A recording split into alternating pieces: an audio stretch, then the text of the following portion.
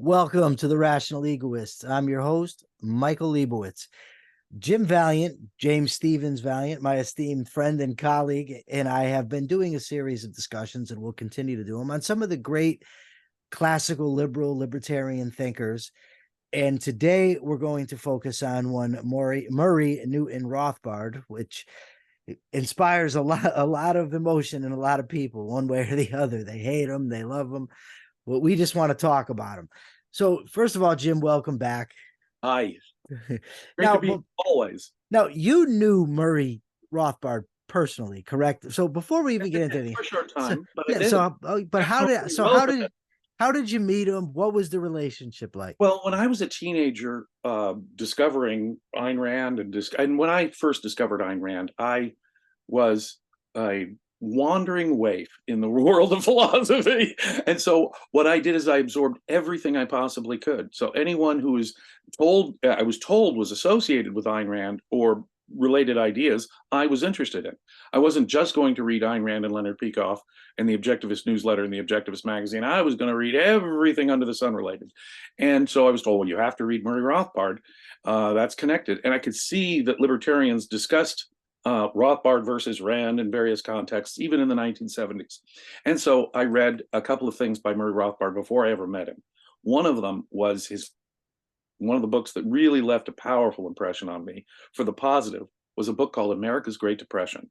His analysis of the Great Depression, I found my mother's family was a bunch of labor Democrats. Her half brother, my uncle, was actually a communist, was the Communist Labor Party candidate for mayor of LA. So I, as a young person, would have constant arguments with people in my mother's family over economics and things like this. And I was told a certain line about the Great Depression. And boy, it was an axiom in there. Capitalism is to blame. Capitalism is unstable. Greedy capitalism, overproduction. And we all know these things about the Great Depression, don't we? Murray Rothbard, when I was a teenager and read America's Great Depression, it was a revelation to me. No. The government was responsible in the first place. I mean, the Federal Reserve had just come into being and during 1914, just before America's entry into World War I, and it was supposed to stabilize the boom-bust cycle, the business cycle. It did no such thing as stabilizing it. We had the most sustained depression in American history within 2 decades or so of the 2.5 decades of the Federal Reserve coming about. But in any event, I also learned some powerful things. It was government reaction to the Depression that first made the Depression persist. Herbert Hoover was no defender of capitalism. He was the guy that gave us New Deal Light, New Deal 1.0 before FDR gave us New Deal 2.0. But FDR's New Deal 2.0 was a big bust. And several years later, there was just as many people unemployed as before the New Deal. So I learned all kinds of wonderful things. And it was an impressively written book. I was deeply impressed by America's Great Depression. And so I said, this guy's got something on the ball. So I read another essay of his, What Has Government Done to Our Money? Boom. That, and again, for all the disagreements, and I'm saving up my big, many disagreements with him. What has government done to our money did more in a simple, straightforward way to explain to me Austrian business cycle theory than anything I have ever read. And I'm going to say it's even to this day. I'll still give that essay to people to read. What has government done to our money? I disagree with Rothbard about free banking. I'm more on the George Selgin, Larry White side, where I believe free banking is the answer. I wouldn't call every instance of fractional reserve banking fraud. It's an upfront contract that discloses it to the customers. It's an upfront. I don't see a legal problem there. But that was the sort of disagreement I would have with him. But nonetheless, despite those disagreements, What Has Government Done to Our Money is a brilliant introduction to Austrian business cycle theory, one of the best ever penned, in my view. So based on that, a friend of mine and we went to high school together. We went to New York to be undergraduates in university together. He specifically went to Brooklyn Polytechnic to study with Murray Rothbard. That's how impressed with Rothbard we were. I started right away at NYU. I knew they had a bunch of good Austrians there as well, like Larry White, Gerald O'Driscoll, Mario Rizzo, Israel Kirzner, and they had a guest lecturer one of the years I was there, Fritz Macklef.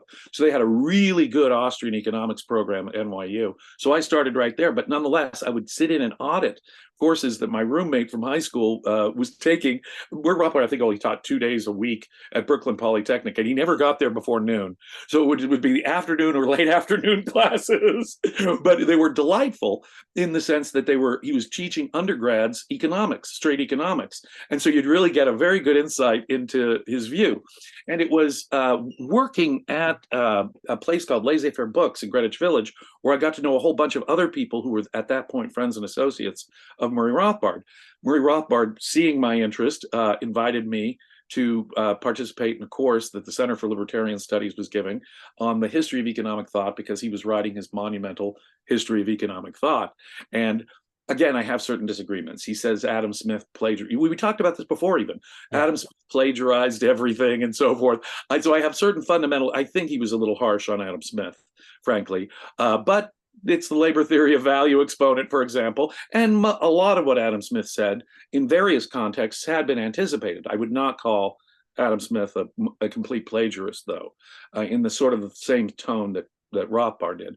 And so even when I knew Murray Rothbard in the early 1980s, when I was a university student in New York, I had disagreements with him, but I wouldn't present them because I knew I was young. I was still in my late teens.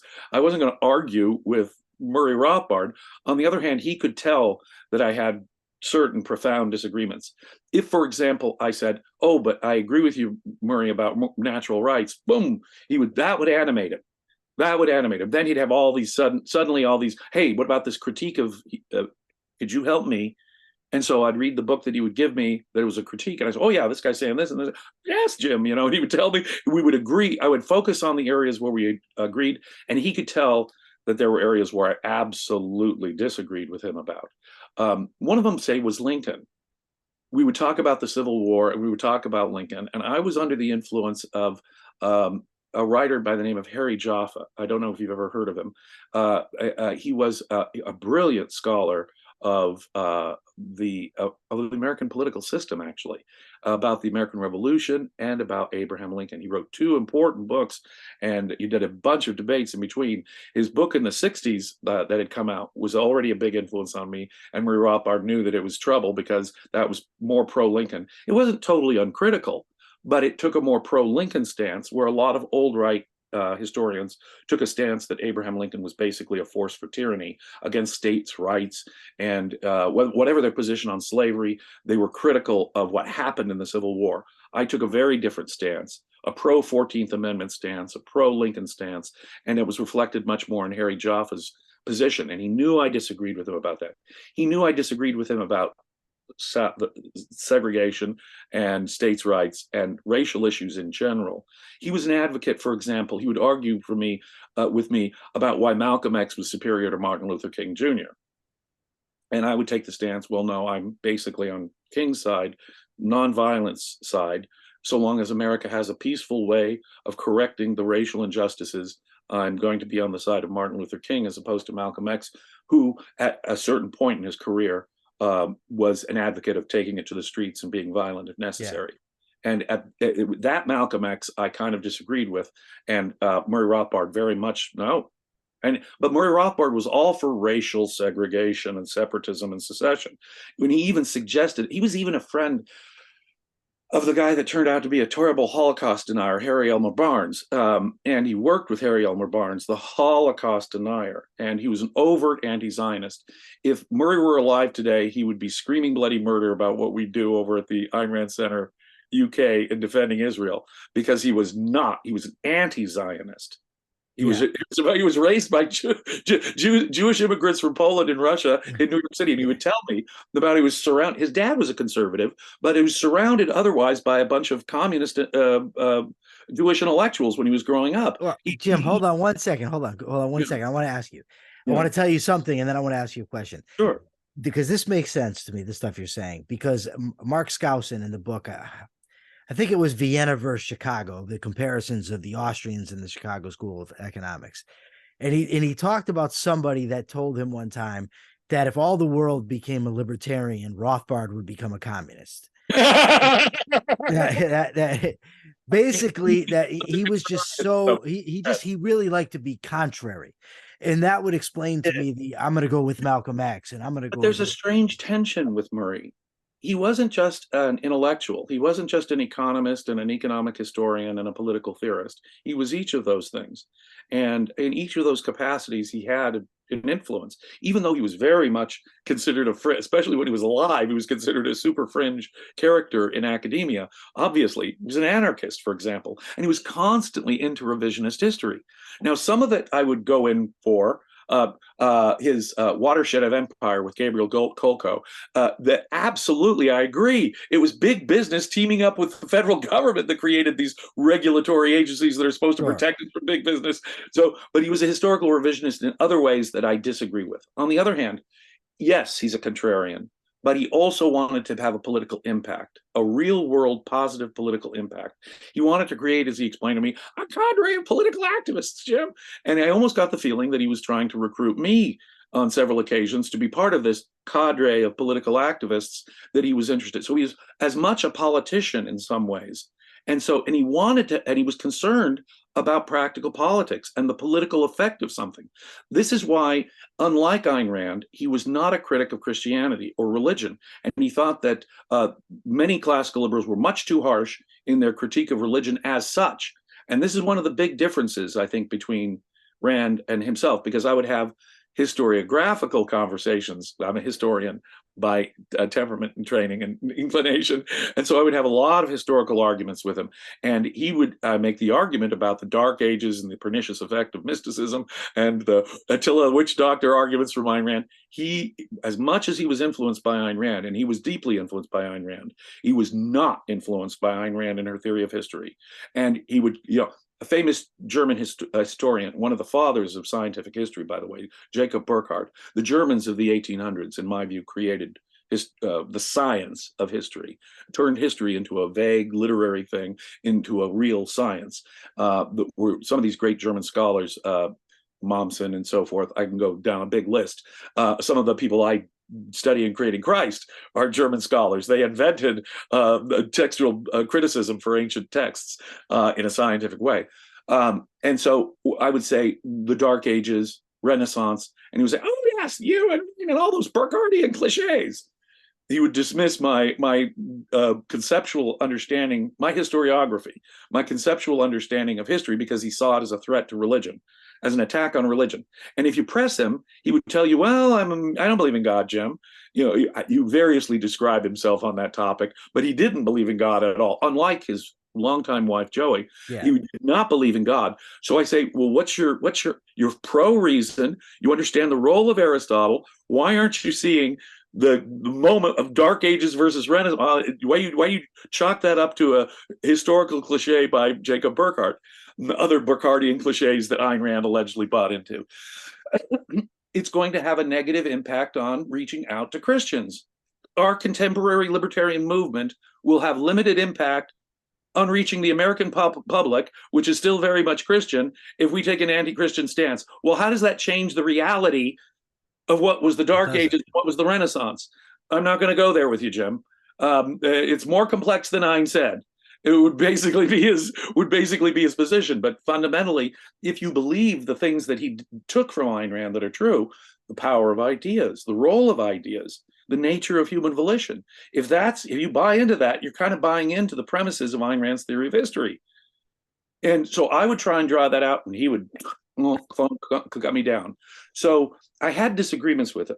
They focused a lot on racial policy in America, Abraham Lincoln and the Civil War, Harry Elmer Barnes, and he hadn't yet gone fully Holocaust denier, but I already could smell the stink of the anti-Zionism about that entire thing. And Murray was, even though he was the child of Jewish immigrants raised in New York, he was very comfortable in a world, take it all the way back to the 40s. He was a conservative before Mises and Rand had any influence on him. He was in favor of Strom Thurmond.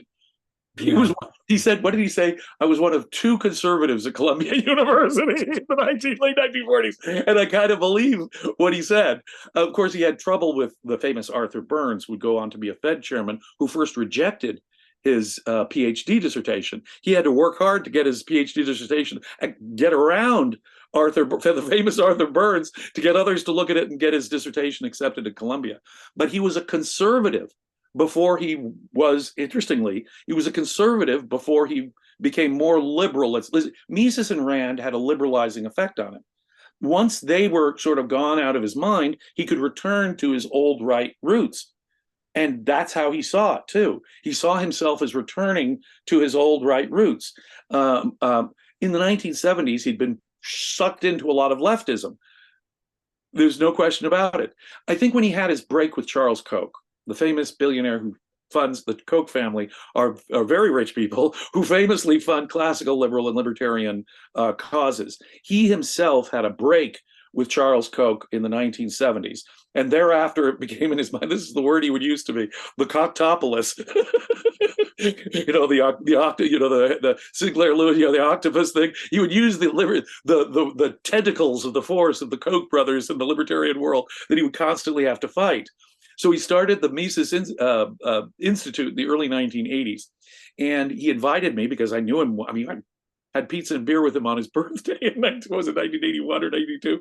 He invited me to come to DC free of charge to be his guest at the opening meeting in DC of the Ludwig von Mises Institute.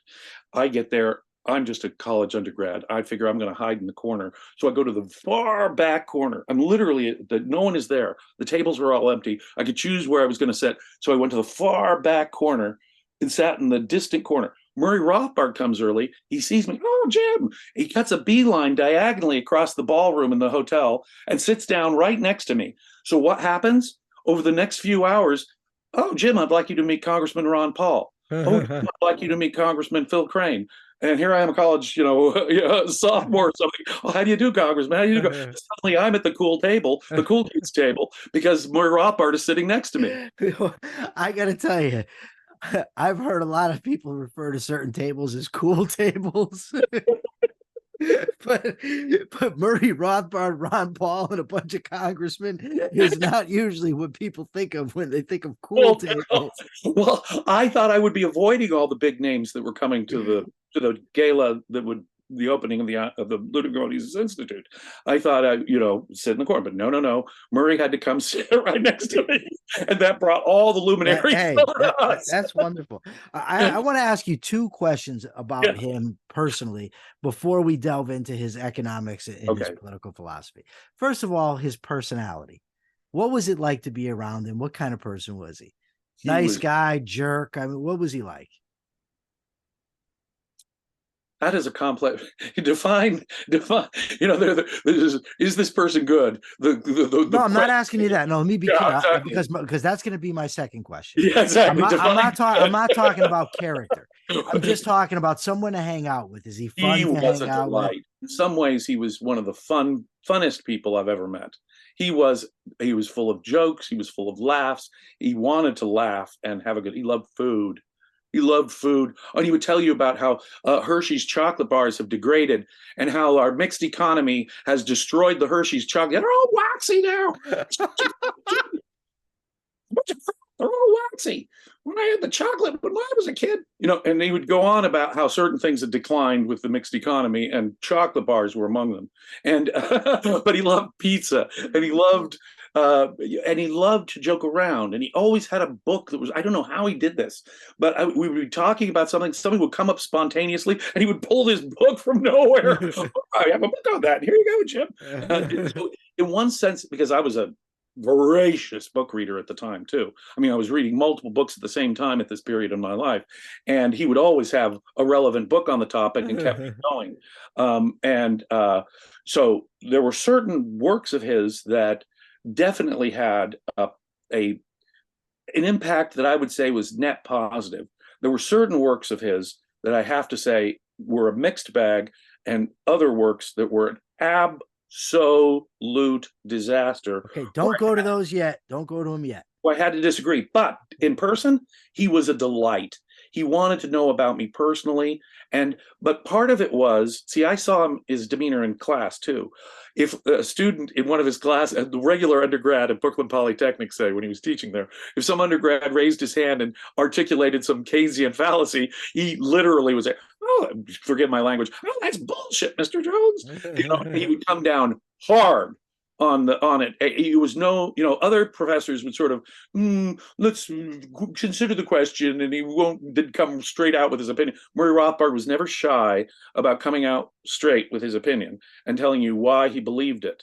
And so part of it was he was interested in proving his position a lot of the time. But also part of it was, yeah, he had an iconoclastic, unusual position.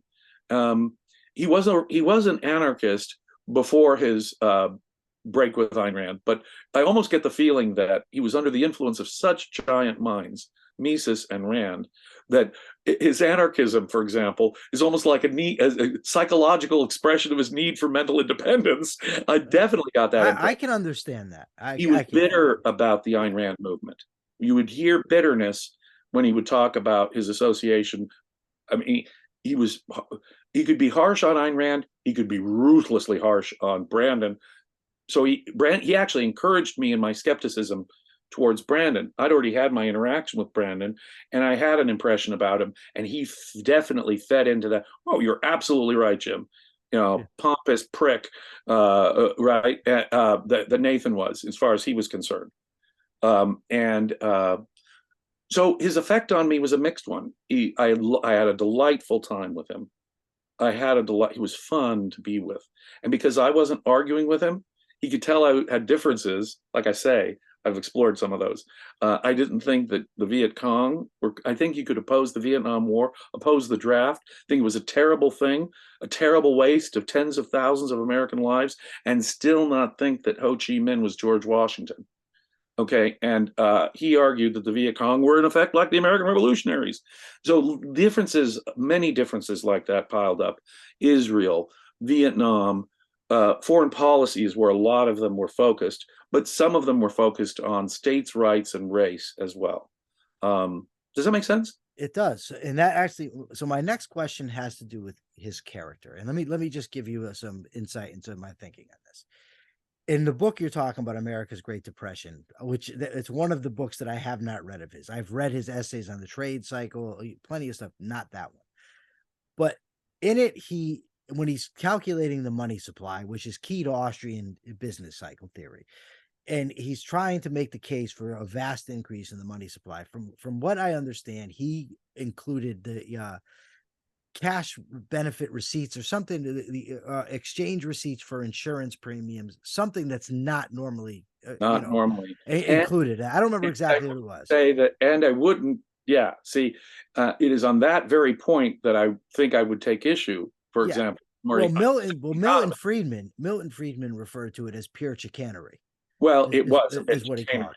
Now, his point about the New Deal only prolonging the Depression is correct. However, a lot of people don't have his view about the way monetary policy could have and should have been during the 1930s. Right. It could have been more easy and aggressive.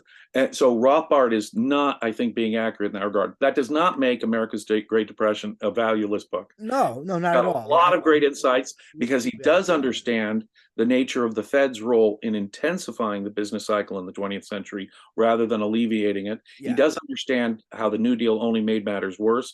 He opened up my eyes about Herbert Hoover not being this champion of capitalism, but of New Deal 1.0. And once I started digging into those things, I saw that he was right about those things. When I dug in, and it was Milton Friedman and others who plugged me into a bit of chicanery, I happen to agree, on the money supply during the Depression. Murray Rothbard is just not correct about that. And then, like, I've read his stuff on where he refers to the Jacksonian Democrats as libertarians, which clearly they're not. Well, they opposed, and this is what he was a big champion. They opposed the bank. Exactly. They opposed the bank. When Jackson came in with this giant posse, Andrew Jackson is often regarded as the real father of the Democrat Party, because what he did is he swept away all those founding fathers right? First, there were the Federalists and the Anti-Federalists, but he defeated John Quincy Adams, the son of John Adams, swept away all that founding father generation stuff, and sort of replaced American politics with a populism. And Andrew Jackson was the first great populist. And yeah, when he comes in, he's defending states' rights. Murray's going to love that. He's getting rid of the net bank. Murray's going to love that. Oh, Murray Rothbard would tell me flat out, in the 1800s, the Democrats were superior. He would have been a Democrat throughout the 19th century in America. And starting with Andrew Jackson and Grover Cleveland, who he thought were two of the best presidents of the 19th century. Yeah. And so then there's Thomas Saz, the great libertarian psychiatrist. He said when Rothbard was discussing his book, The Myth of Mental Illness, he said Rothbard turned his thesis on its head. And so I'm getting from that and from Milton Friedman and from the revisionism of the Jacksonian era, Rothbard is no dummy. No.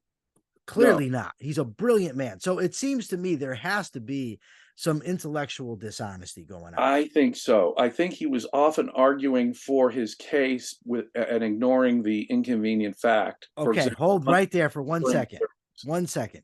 Yeah. Because this morning, I just did I did an interview the other day where one of his students was on the show, and he told me something I've known anyway. It was about the influence Ayn Rand had on Murray, but he also mentioned how Murray failed to cite her when he should have been citing her. That's one. Yes. Today, I read an article by the anarchist son of Milton Friedman, David Friedman, and it was called Murray Rothbard on Me on Murray Rothbard.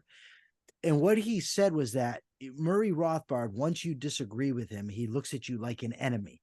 Right. And because of that, when he's arguing with you, it's not the truth that matters, it's winning that matters. And he will flat out lie. He said he'll be dishonest because the lie to win, he looks at it as justified. Okay. In that case. And now I'm going to get to you because I know where you're going to go. And that's what I wanted to ask you about his character. He famously wrote the sociology of the Ayn Rand cult. And you spoke to him about it. Yes, right?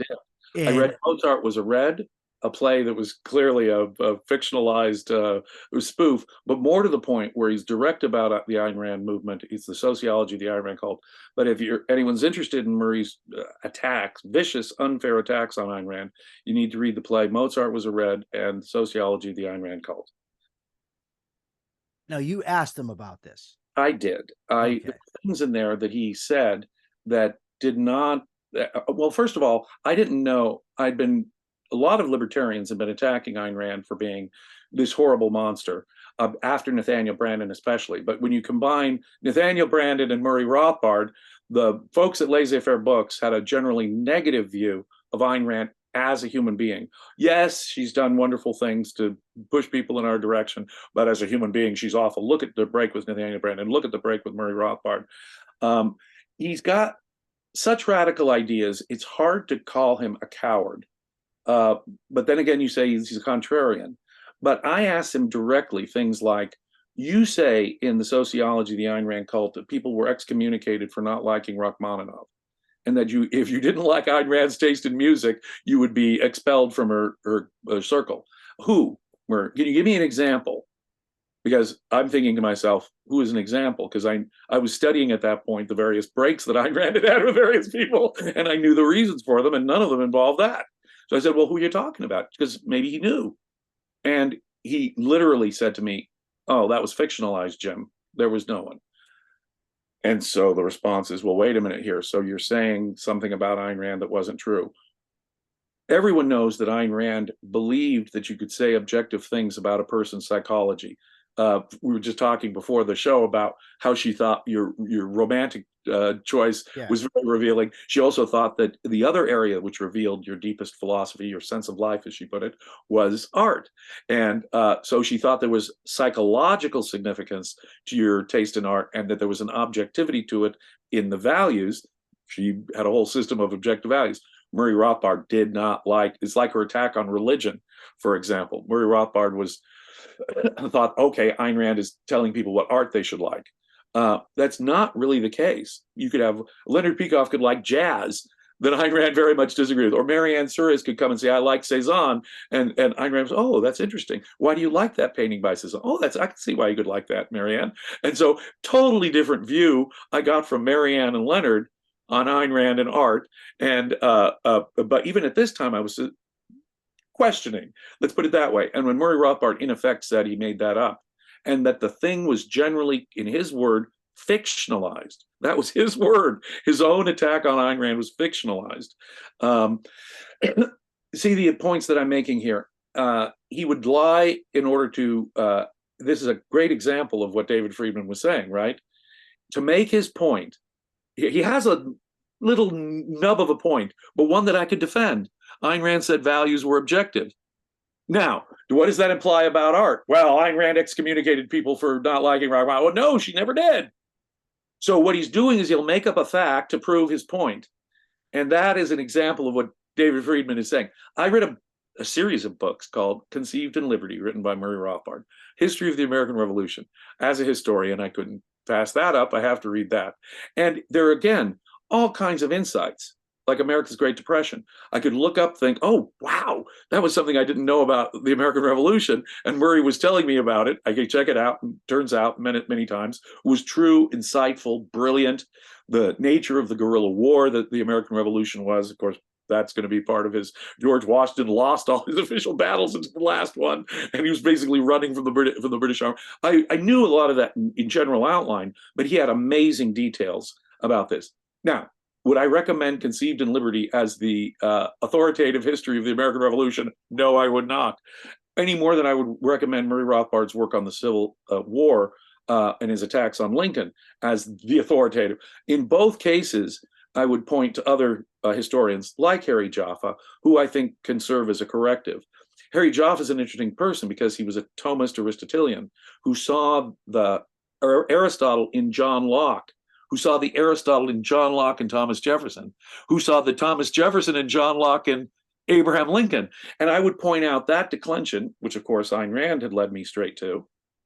And I would cite people like Professor Joffa, who were supporting Ayn Rand's basic position on this, even if Harry Joffa was no objectivist, but he's giving profound substance to Ayn Rand's position. Murray Rothbard would have none of it. Even if I had a fact, that fact, this is where David Friedman, I think, is correct.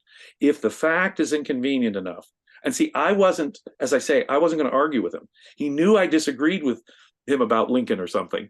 And he just, okay, but I wasn't arguing with him. If I had argued with him, I definitely got the impression that I would have been an enemy. The way I framed it to him is, look, I'm 18, 19 years old. I'm still figuring things out. You got to give me time to figure things out. And he cut me slack. Yeah. And he cut me slack. Okay, you're not an anarchist. Okay, you don't agree with me about the South and the civil rights movement, but Jim's still making up his mind. And I got slack that I think a professor wouldn't have gotten, because he could be, yes, on multiple occasions, I saw him calling other intellectuals, professors of history or economics, dishonest. Just absolutely, they're assholes, they're dishonest. And he would not be shy about, like I say, with Mr. Jones and the economic, that's bullshit, Mr. Jones. He would not be shy about his evaluation of various figures, like Charles Koch, the libertarian financier, the Coptopolis that controls the libertarian movement. He would tell you in no uncertain terms his moral evaluation of a thing or a person. And he wasn't always fair. He definitely, in the case of Ayn Rand, made stuff up that wasn't fair to Ayn Rand. Because if you were to press him on it, aren't you arguing for the other book that I think we need to absolutely talk about is The Ethics of Liberty? Aren't you arguing, in effect, for objective values? Aren't you arguing against Hume's Izzat? Doesn't that have implications even in the realm of aesthetics? Okay. Murray, push him a little bit. Yes, yes, yes. No. Then he pulls back. No. And part of it is what? We don't want to piss people off who might disagree. What about all the people who Ayn Rand criticizes Beethoven and Shakespeare? What about lots of people love Beethoven and Shakespeare? I'm not going to risk the future of the libertarian movement by taking a controversial stance on Beethoven and Shakespeare, or even Jesus and Christianity. So I think part of his motivation was political. He wanted to develop, like I say, this cadre of political activists and take over the American right. That was his dream, to make the American right go back to its old right roots, its isolationist old right roots, its states' rights roots as he saw it, even though the Republican Party was the party of Lincoln. But in the 20th century, that all changed, you see. And now the Republicans were the good guys, at least a little bit the better the good guys, in his mind. But you're right, and David Friedman is right. If Murray Rothbard had a position and he wanted to argue it, and you disagreed with him, he would attack you for disagreeing. You'd be an enemy if you came outright to argue with him. The other thing is, and that's why I always backed away from arguing with him, frankly, because I knew he'd get upset if I pressed the point. We put it that way. He just knew I disagreed with him. The other thing is that we said it, America's Great Depression, most of it's correct, but he's fudging it about the actual money supply during the 30s. Or Abraham Lincoln, there's certain things he's ignoring. The American Revolution. Hey, you didn't point this out or this out. And all of those books have elements in them that I think are worthy of criticism and that I disagree with, and that I would use someone else. I'd even use Milton Friedman's Monetary History of America to refute him on the money supply in the 30s, or I'd use Harry Joffa to refute him on Abraham Lincoln, right? And so I'd have to bring in these other scholars, but these other scholars, you see, Jim, you shouldn't, they're dishonest, they're leading you astray. And if necessary, he will make up facts, whether it's about Ayn Rand or fudge a fact, whether it's about the American Revolution or the Depression. Nonetheless, I want to say that I found a lot of value out of Conceived in Liberty, his history of the American Revolution, out of America's Great Depression, his history of the Great Depression. They are full of insights. There are a couple of gaping holes in each of them, in my view, to be honest. His view of, like I say, race and states' rights, I was never going to be comfortable with. I was always more on Ayn Rand's side on that point. Individual rights, not states' rights, and racial separatism and secession and stuff. That stuff scared me. And I knew I wasn't in the long run going to be an ally of his. And then as time wore on, when I wrote, literally, I started becoming more of a student of real objectivists like Leonard Peikoff, and I spent no more time on that stuff, if you will. And I felt vindicated as time wore on, because he started turning to Pat Buchanan, and his association with Lew Rockwell turned him into, in my view, an unattractive conservative in some ways, just an unattractive conservative. Now, isn't that strange that I should say it and put it in that way?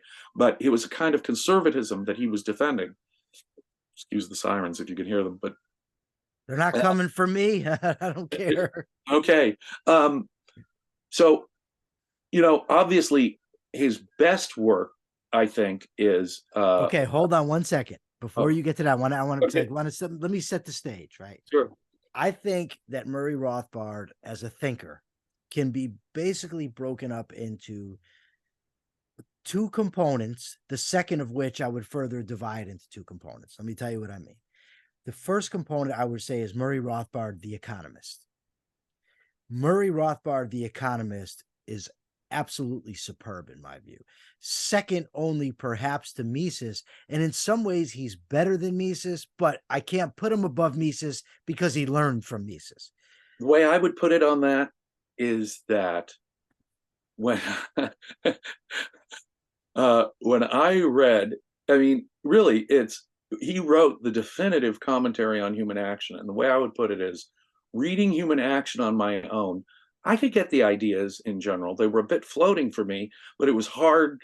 It's a hard read. It's a slog. The language is very difficult. A slog, and you have to carry ideas carefully over from page to page. For anybody that doesn't know, that's Mises's magnum opus. Mises's magnum opus. However, Murray Rothbard wrote a 2-volume commentary on human action, his pure economics thought on Austrian economics. It is so much more accessible than human action. Yeah. Mises even understood that the clarity he'd make the same argument, but he'd make it with greater clarity than Mises had. So I really want to give Rothbard that credit you give him in terms of his economics, especially his explanation of Mises. He is astonishingly clear. Man, Economy, and State And economy and state. When my friend, I got the book sent in, and my friend got to read it first, like sent in, because I was in the Huskow at the time. Right. And my friend was sitting at the desk, and he had it open, and I was out of the cell, and I came in, and he looked up at me and he said, Rothbard is going to blow you away. And by that point, I mean, I had studied economics for years, and I'd read Hayek, Mises, Friedman, Thomas Sowell, and he was right. That was a phenomenal book. Phenomenal. Okay, but then there's Rothbard, the political theorist. And the political theorist, I would subdivide. I would break it into 2 points. And they're extremely connected. Because part of it's good, part of it's not. There's Rothbard, the Aristotelian, Lockean, natural rights theorist, where that's almost completely, if not completely, derived from Ayn Rand, where he takes over the concept of individual rights. He promotes that. He calls it the non-aggression principle, but it doesn't take a genius to see that it's Ayn Rand's non-initiation of force idea, that's the main evil. But then there's his Anarco Capitalism. So you have this beautiful economist, great aesthetically, powerful logic. You have the natural right theorist, where I know that you would have some differences with him on it, but it's basically sound. It's rationalistic. Yeah, but the conclusions are basically rationalistic because it has an impact on the application. Ayn Rand was never, and it's part of his Misesian methodology of deduction. So if he has a principle, he will deduce, and he will do that. He will treat the objectivist argument for natural rights in a rationalistic way. Boy, there's sirens really going off here. Maybe you can hear. I'm very sorry. You're going to say maybe I should run, but you're on the other side of the country. Well, I've got the instinct to run, and I don't go to prison. So anyway, you feel like running to the office because you may be getting chased. Exactly, chase that ambulance. Anyway, in The Ethics of Liberty, which is a published volume that combines essays that he wrote earlier on. And it was one of the essays that caused his break with Ayn Rand.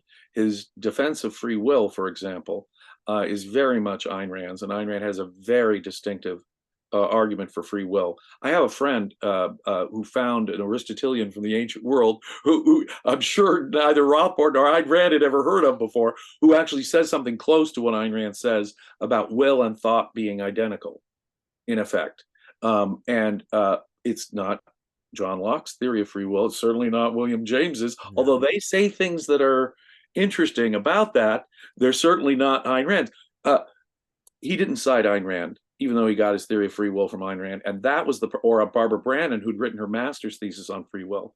And in effect, what they noted was that the language from Barbara's master's thesis was in effect lifted and used by Murray Rothbard. He never even confronted them when they said, hey, wait a minute, why aren't you citing us for a distinctively objectivist argument? You don't cite Barbara, you don't cite Rand.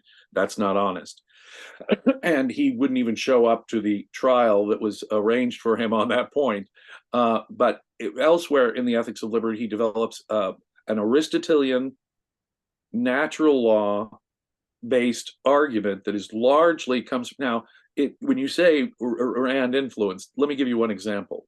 In material production and industrial production, what we see is a blending of matter and spirit, he argues.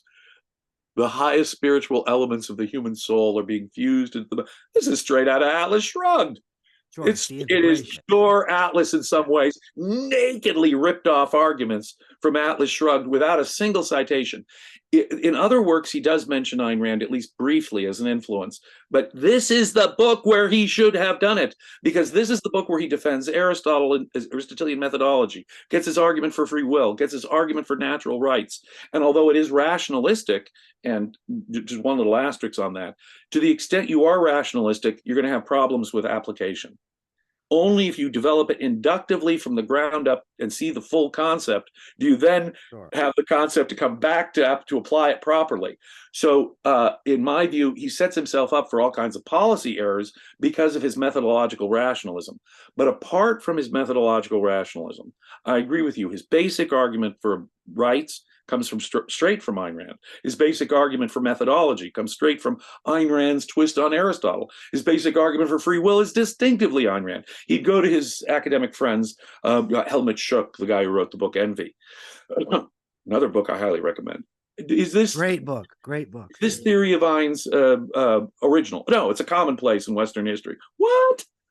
I have a degree in philosophy. I asked, because of Murray Rothbard, mind you, I pulled every, I looked into every corner, every recess, every book, every thought. I asked professors who were experts on the history of the thought and free will and in philosophical Western thought. Nothing like that.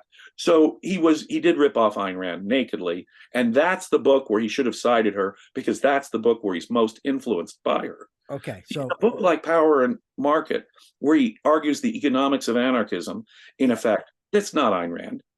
That's his, and it's not Mises either. That's economic case for anarchism, in effect. And because I've never read, I just want to be clear before I say what I'm going to say next. I've never actually read the text, Ethics of Liberty. I have, however, read Man, Economy, and State, Power and Market, the Libertarian Manifesto. For a New Liberty, the Anatomy of the State, Egalitarianism as a revolt against nature, and other essays.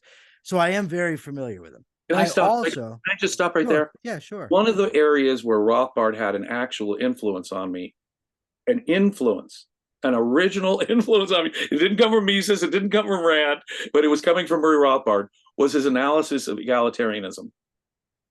Talk about my head being blown when I read his analysis of egalitarianism.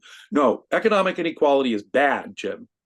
He made this point. I remember having the discussions, and you could see my eyes widening with delight as I'm absorbing the idea that what we need is economic inequality.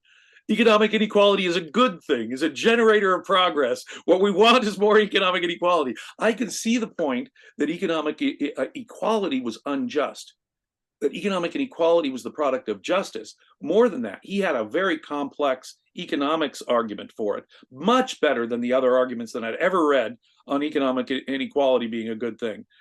George Reisman also had developed. I later learned that there were other students of Mises and Rand who were also developing ideas along the very same lines and making similar arguments about the benefits of economic inequality. But Murray was my first introduction to that. So he actually had you mentioned his work on egalitarianism. Really enjoyed. I have it in my phone, as a matter of fact. But so when he's writing Man, Economy, and State. Well, first let's back up. 1958, he writes a letter to Ayn Rand, and he had just read Atlas Shrugged. Now, previous to that, he had entered the Randian circle in the 1950s, and he left. That time, I don't know why. He was uncomfortable there. Whatever, don't really care.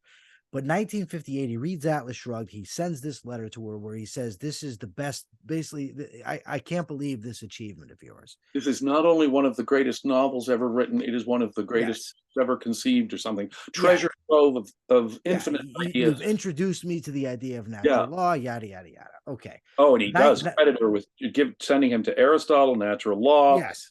Yes. Then as he's writing the aforementioned Man, Economy, and State, he writes a letter to the Volcker Fund. Who's the publisher of the book, and he says, from now on, he says, I'm going to be incorporating this Randian philosophy into my text. He said, this idea of a rational morality, I'm now an adherent of. So he concedes it then. 1982, he gives a speech where he says that when it comes to philosophy, the outer workings, the writings of Ayn Rand, she's basically right on everything. The 82, I already knew him. Yes. I may have been actually part of his influence in saying something nice about Ayn Rand. So I got the impression that in 1981 and 1982, I was restoring in him a little more positive view of Ayn. So then Roy Childs, the famous anarchist, who also was he had his own arguments with Ayn Rand. Yeah. He said, without Ayn Rand, you have no Murray Rothbard. He said the natural rights theorist he's talking about. He said he got that from her. He does say that later on, Rothbard evolved his position of natural rights and was influenced by Leonard Liggio. But he said originally he got the idea from Ayn Rand. I just did an interview with Jeffrey Tucker, the great libertarian anarchist thinker. Well, he doesn't call himself a libertarian, so I won't either. But he's a famous liberty-based philosopher, Certainly a historian of and the libertarian movement. and also a student of Rothbard personally. Yes. He said that Rothbard was heavily influenced by Rand. 3/5 to 4/5 of his brain were all Ayn Rand, and he said he failed to cite her. With all that evidence, it's crystal clear to me that he was both influenced by Rand and failed to cite her.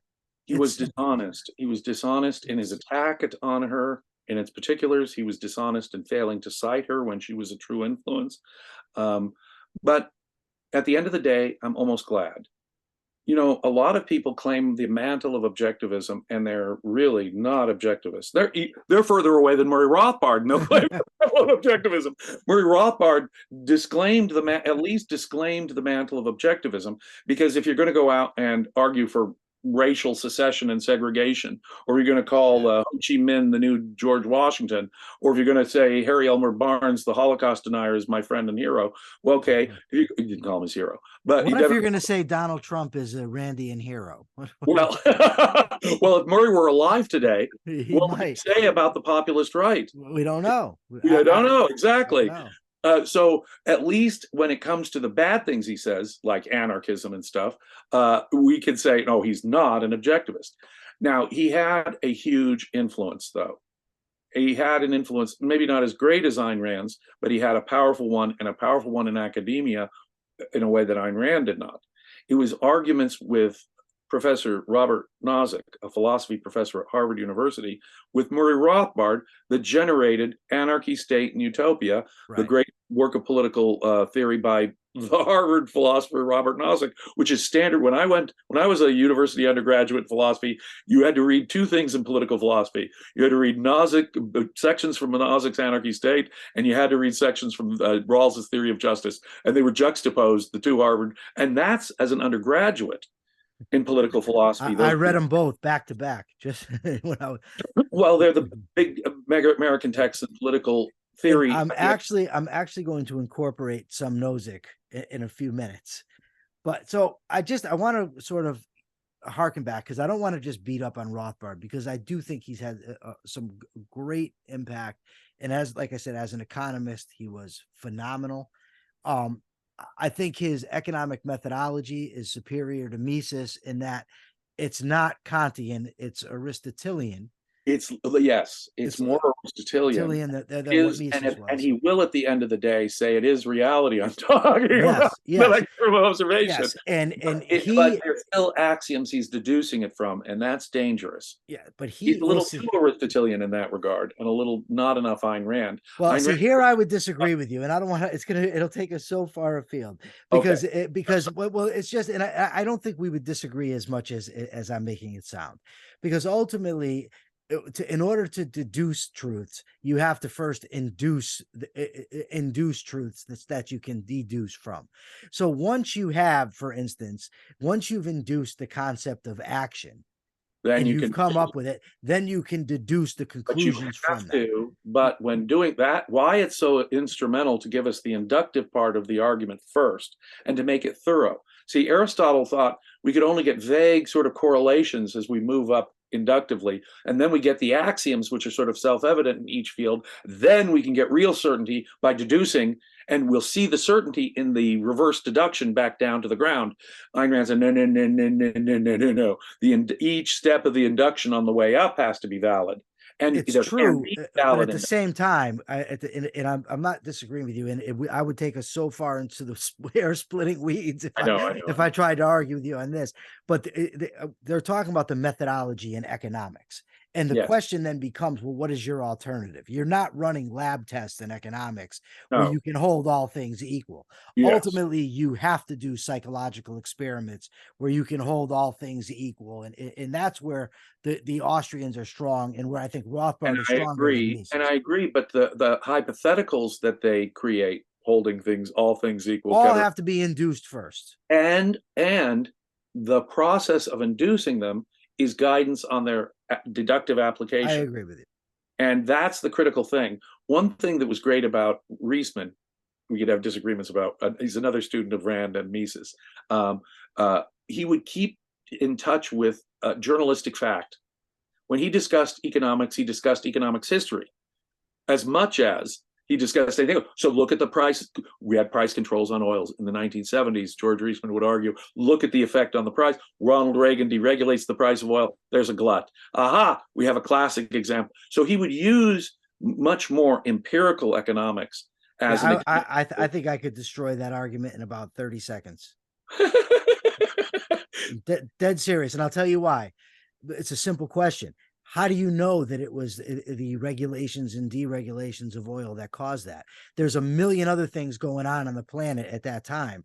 Nothing's being held equal. So how do you know that that caused it?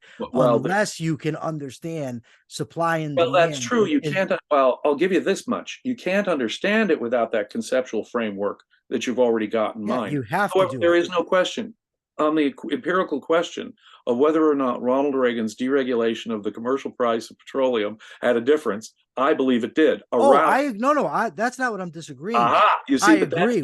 What I'm disagreeing with is this. We can't come back and discuss economic history. But what happens, Jim? Let me ask you this. Suppose something else happens at the same time. Suppose that Reagan deregulates oil, and at the same time, there's a military strike on the oil fields in Iran. Right. The price, there's no effect on the price. Might not come down, but it has nothing to do with. And then someone says, well, look, you deregulated the economy. Why didn't the price come down? You have to be able to conceptually hold things in your head. Expanding our empirical. I don't disagree with that. We point out, at the same time, there was this factor and that factor. Absolutely. You have to be able to both, and Hayek actually did this. He said you have to have a posteriori, and then you're a priori. You induce, then you deduce.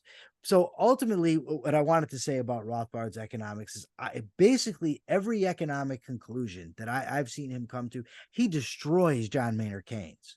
Absolutely eviscerates. He breaks down marginal utility, diminished marginal utility, and crushes anyone that wants to oppose it. The theory of the trade cycle that he demonstrates from the discounted marginal value product, absolutely superb. And this guy's fucking phenomenal. The point you just mentioned, utterly irrefutable. Yeah, totally. You're right that it's a deductive argument from principle. So in other words, principles have to be induced first. But I can look to history and see, he's right there and he's right there, and that's enough to get me to see the point.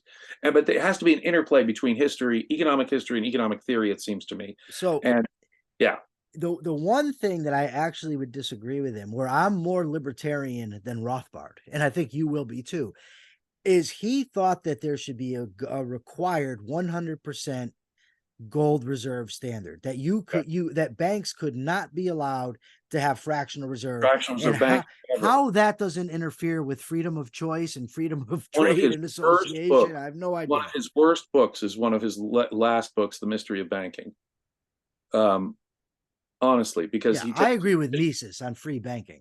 Exactly. And I agree much more with George Selgin and Professor Larry White on free banking as the answer. Fractional reserve banking, so long as it's honest and upfront, is totally okay and even positive. And so his strict belief in a 100% reserve gold standard was a limitation on his thinking, even in economics. Yeah, I agree. I agree. So he was a great economist. The natural rights stuff, we agree, is mixed, and he largely got it from Ayn Rand. Right. The anarchism. Now, his anarchism is, first of all, one can argue, is it even anarchism? Because you do have ultimately what he calls defense agencies, which could just be called governments.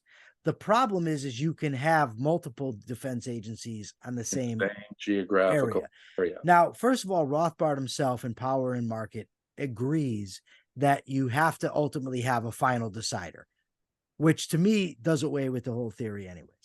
But also, as David Friedman said, there's no guarantee you're going to end up with a free society from doing this. You don't know what these defense agencies, and David Friedman's an anarchist.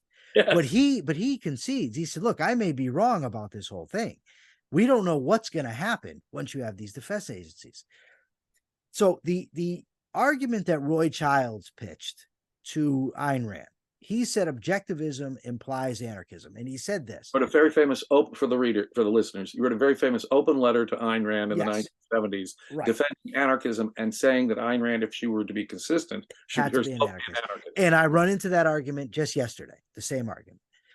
The argument is this, that if you're holding that the initiation of force has to be disallowed in human society, that you cannot allow somebody, you cannot disallow somebody from starting their own defense agency. That if they're not consenting to yours, you can't force them into the fold and not allow them to have their own defense agency.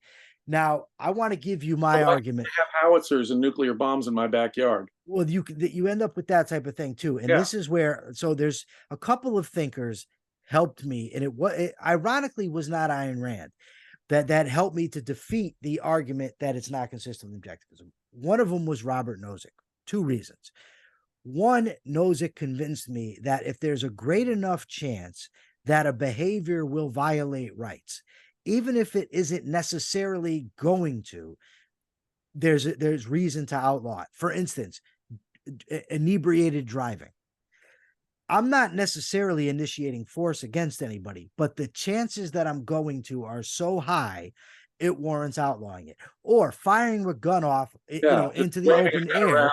Yeah, you don't mean to hit anybody. No, but the risk is high enough to where it's justified to if the natural probable consequences are strong enough that lead to that, then yes. And I think that's the way the law should look at it too. I do too. And now if we have a defense agency that's only, or a government, we'll call it, that all it does is defend rights, it just protects rights, and somebody else is trying to set up a competing agency, the risk is so high that it'll end up violating. They have their own army and police over there. Yes, that we have the right to stop it. Absolutely. That's where Nozick's other point. That's where Ayn Rand is correct. Absolutely is correct. When it comes to self-defense, if someone comes at me with a knife, I do not surrender my right to immediate self-defense. Right. When it comes to organized retaliatory and self-defensive actions that require an army or a police, Ayn Rand argues, no, we surrender in effect that to the state. And it's a necessity. Yes. And then there's also Nozick's other point about the invisible hand, that ultimately, if you allow for competing defense agencies, one is going to win out. And you're going to end up with one no matter what. And I think that's also unavoidable. And here would be my question back at the objectivist point there. In their system, if you have competing governments, what right do you have to stop people from getting together and forming an all-powerful one? And then if you don't stop them, and it might not end up being the right kind, then they're going to take your liberty. So you ultimately have to adhere to the risk principle. Ayn Rand would look at it this way. Once you have a legitimate enough government, it is the thing that disqualifies anyone else. It's a rebellion to start setting up your own government. Right. In fact. And so the test is the Declaration of Independence. For objectivists, the only purpose and moral justification for the state is the protection of individual rights. Right. And a state's moral legitimacy is to be judged on the degree to which it recognizes and enforces individual rights. Nothing else. So when a state, let's imagine a state, starts becoming more anti-rights than pro-rights, starts imposing, say, a censorship. And this is the sort of factual things that Ayn Rand would use as a test that would kick in. If you still have free speech, if you still have a sort of representative government and you can change things, then you've got a peaceful means of changing it, and rights are respected enough to give the state legitimacy so that going into violent rebellion against the United States is not just wrong if you have freedom of speech and some peaceful means of changing the situation. She would still ask about a comparison. Who's the more protective of individual rights, and is the first one inherently violative of it? In that case, she might actually say, yeah, go for it, overthrow that rights violating state. But there's only got to be one. There can only be one. Because once you have a legitimate state, part of its legitimacy is to prevent any potential aggression, such as a private government starting up within its jurisdiction. Yeah, it's too risky. Now, the final point was Randy Barnett's great book, Restoring the Lost Constitution. Because up to that point, I had read Lysander Spooner's argument, The Constitution of No Authority, and I found it irrefutable. I still do. That if if a government is going to be compulsorily taxing you and you're not consenting, it's not legitimate. What I didn't get after reading that, and what Barnett convinced me of, is consent is irrelevant if all the government does is protect rights. A person living in a government's territory can say, I'm not consenting. That's fine. If you put your hands on somebody that's within our jurisdiction, I don't care about your consent. You're going to get That was arrested. always my argument to the anarchists. I would say to people like Rothbard and people I was working with at laissez-faire books, and these anarchists, Roy Charles was always hanging out in the back of laissez-faire books too. Anyway, when I would talk to these people, I'd say, Ended up not an anarchist too at the end, by the way. I'm sorry? He ended up not being an Not anarchist. exactly. Oh, but when I knew him, he definitely was. Oh, he was extreme. Yeah, no doubt. And my point would always be just this. If it was an objectivist government, how could you object? It would never initiate force. It's only using force in response and defense and retaliation. How would you object, Mr. Anarchist? How would you object to my government? Because it doesn't have compulsory taxation. It doesn't initiate force. What is your moral objection to my monopoly government? Well, you'd be stopping me from setting up a no, that's an aggressive threat. You just pointed out how setting up a competing government, if we have a relatively legitimate state, setting up an alternate government is a threat to is an aggressive threat. So absolutely. I'm saying, we can stop that. That's an aggressive threat. Now give me some real objection to my state. They would have no moral objection to my state. And they have none. And I'm sorry. Well, they will frequently say, well, because the state that we're ultimately advocating, if we have our ideal, is one where there's no compulsory taxation. Right. And what they will say is, oh, but that's a floating concept because there's never been such a government. And I'll grant it, there has never been, but neither has there ever been this anarco capitalist world either. Before the we're both advocating something that's never before the 18th century, there was no place that didn't have slavery. Before the United States Constitution, exactly, no government without an established religion. So agree. These things happen. We make progress and things improve. Sure. But the point is too, I would make about compulsory taxation in America today. I do not think in itself it is enough to justify a violent rebellion against the United States. I don't either, but it's still enough for us to argue against it and say, and it is an illegitimate, immoral thing. Yeah. On the other, by the way, on purely pragmatic grounds, I once saw a thing where Jesse Jackson was asked about armed revolt, and he said, from a perfectly practical point of view, he said, what the hell are we going to do? You're going to go up against the government with tanks and machine guns and nuclear weapons? Like, he said, it's just not even practical. So aside from it, I don't think being justified at this point, it's also ridiculous. Ridiculous. Right. Exactly. It's not going to work. It's not your best strategy. And as long as we can vote and convince people, then that's what we're obligated Murray to do. Rothbard really didn't understand one aspect of Ayn Rand's, the culture being upstream from politics part. And that really is the point that you're coming to here. All politics is downstream from culture and philosophy. And Murray Rothbard didn't want to offend Christians, didn't want to offend conservatives, didn't want to offend. So we're not going to risk doing any of that. Jim, your theory, your Randian Burkhardian cliches about history. No. That liberal view of history he rejects. And see, if you don't grasp that aspect of historiography, you're not going to grasp how ideas come first, the power of ideas in history. So when I brought up his difference with Rand's historiography, it has a direct impact. He thought he could sort of bypass things and have a direct political impact on reshaping America to have a libertarian political viewpoint, even if it wasn't culturally ready. And that was a subject I was keyed into already.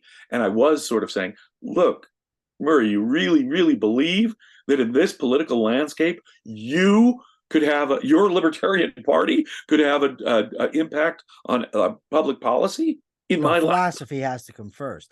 In my lifetime? No. It's like saying, Murray, ain't going to happen. No. And not only that, like I've said this when I've had debates with anarchists, when they say that what I'm saying about a government that doesn't use compulsory taxes, they say, well, that's never going to happen. Ultimately, whether I'm an anarchist, an arch conservative, an objectivist, whatever, the only way any of our system that we advocate gets enacted is if enough people believe in it. Right. You have to convince people. It doesn't matter. So for the anarchists to say, well, what I'm saying is not practical, it can't happen. Well, it's the same thing. Ultimately, philosophy has to be in place first in order to implement any of the stuff. Any of this. And you can't, and he wanted to sort of skip over that and have have a cadre of political activists and get out there and change the world. And the truth is that that's, like you say, it's not realistic. It's not going to happen. And in doing so, he's not understanding the very theories that he's getting from Ayn Rand, because as I said earlier, they imply a certain understanding of history. Ideas come first, and there's no skipping it. And if we're going to have to step on toes. Now, a bad argument for a good idea is, as Ayn Rand said, is kind of more dangerous than than anything else. Yeah. A decent argument for a bad idea is easier and more straightforward to deal with. Or a bad argument for a bad idea is easier. Just a bad argument for a good idea. This is why in each of these discussions we've been having, say about Hayek or Rothbard, there's two things pulling me in two different directions. One, I want to point out all the value in both of them. Yeah. Because as you know, I praised certain works of Hayek's, yes, certain ideas of Hayek's, even though I think he is not consistent. He's a kind of mixed guy already there. His problems with values, his problems with science, we've discussed that the last time. So I have fundamental problems with Hayek. I would say that Rand's defense is infinitely superior. Does that mean that as an intellectual, I'm going to ignore the work of Hayek? No, because there's important value there. Similarly with Rothbard, I would not say I defend Rothbard. If the word Rothbard, the sound Rothbard escaped my lips in public, I would say, oh, but I have all these disagreements and it's an inferior because I want to make sure that his bad arguments aren't going to be used against capitalism or me. On the other hand, to a fellow scholar, to a fellow intellectual, I would say you really have to read Murray Rothbard's this or that and this and that, because there's value there. Like you say, Man, Economy, and State has some of the finest explanations of, and it is the way he does it is so clear, so easy to grasp for the English reader that it blows Mises away. Mises has a complex point. You can slog through it and get it in human action. Rothbard can toss it off in one paragraph and it's obvious to you now. Oh my gosh, marginal utility, of course. Boom. And in moments like that, you're absolutely right. There's no one better than Rothbard. On the other hand, his anarchism, his rationalism, some of his policy. I mean, you talk about his anarchism. Some of the things it leads him to believe is that justice should be proportionate. Now, if I cause you, through my criminal activity, to lose an arm, you thereafter have a right not only to take my arm, quite literally, to chop my arm off, but guess what? It's more than that, because you get an extra credit because being the victim, because I came at you at surprise. I have all these other negative impacts. You have a right to cut my arm off plus. Now, this is literally Murray Rothbard's theory of proportionate justice. Yeah. As someone who wanted to be a lawyer, I was very much focused on this kind of stuff. And I would have arguments with Rothbard about this sort of thing. You really believe that if I take out your eye, Murray, you have a right to take out my eye plus? Yeah. An eye for an eye and a tooth for a tooth. Maybe two teeth for every one tooth. You say stuff like that to me. I'm not making it up. They literally say. I know. It's absurd. Or minor children can run away from home and be totally emancipated on their own. Now, I believe in a process of judicial emancipation. Jim, hold on one second, because I set this only for an hour and a half, and we're going to go over. I don't know if it's going to cut off. So I just want to be careful. I don't know how Zoom works in that regard. It'll cut us off. Oh, it will. Okay. Well, then just tell everybody where they can find you. I'm sorry. Okay. I never thought we'd go this long. We don't go this far, but we do a whole another great discussion. We could go another hour. Yeah, exactly. I am very active on Facebook. I am active contributor to the Ayn Rand Center, United Kingdom. Every week, I'll appear on multiple podcasts of theirs, usually the Daily Objective. But I also do other things for them for some paid subscribers. We're going over Leonard Peikoff's History of Philosophy course on Sundays. Awesome. Now we're going to do more. I'm active on Facebook. I've got a website for my book on Christianity, www.creatingchrist.com. The documentary that was made a couple of years ago on the book blown away that they even made a documentary about my It's book. great too. I've seen it. It's wonderful. Thank you. It's now available for free to everybody on YouTube. But if you want to contact me, I'm active on Facebook almost every day. I'm also now active on X, formerly known as Twitter. But on Facebook, I'm constantly answering questions. So come contact me on Facebook if you have any questions or comments, and I'm happy to interact with you as I do just about every day there. Jim, thank you so much for being here. It's a great discussion as always. I wish I didn't set it for an hour and a half. For now, this is the Rational Egoist signing out. I'm Michael Liebowitz. Till next time.